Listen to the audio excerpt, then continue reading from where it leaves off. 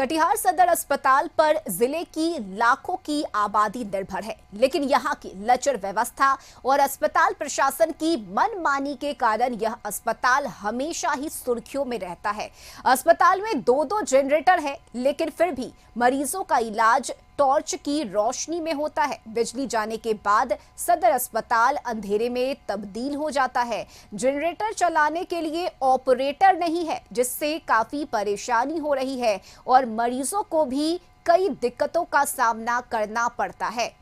तो ये तस्वीरें आपको दिखा रहे हैं, जहां बिजली जाने के बाद टॉर्च की रोशनी से मरीज का इलाज हो रहा है और ये कोई पहली बार नहीं हुआ है। इससे पहले भी कटिहार का यह सदर अस्पताल सुर्खियों में रहा है, जहां अंधेरे में कभी मोबाइल की लाइट से तो कभी टॉर्च जलाकर मरीजों का इलाज होता रहा है।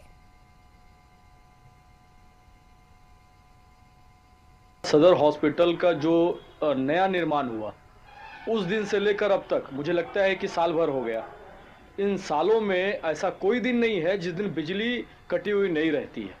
और सबसे बड़ा दुर्भाग्यपूर्ण बात यह है कि हमारे जो सदर के विधायक हैं, आज मुझे लगता है कि एक सालों में ये न्यूज़ जो है लाइन कटने की बार बार चल रही है। सांसद पप्पू यादव जी भी आए थे, उन्होंने भी कई बार कही है बातें कि लाइट की व्यवस्था हम करेंगे।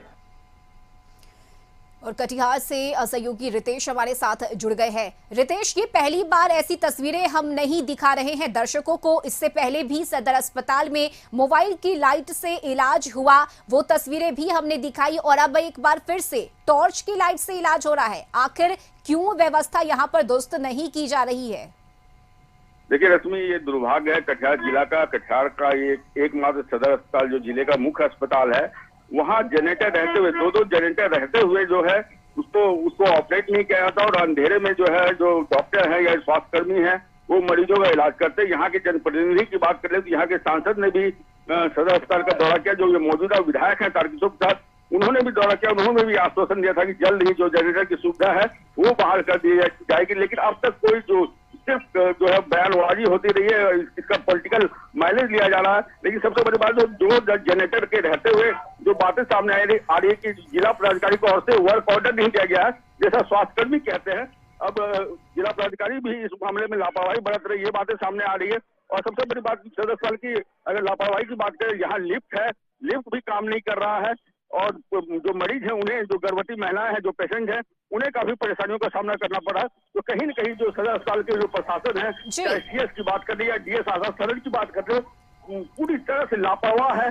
और ये भगवान भरोसे सदर अस्पताल है। करोड़ों की बिल्डिंग तो बन गई है, लेकिन सदर अस्पताल की स्थिति बद से बदतर है।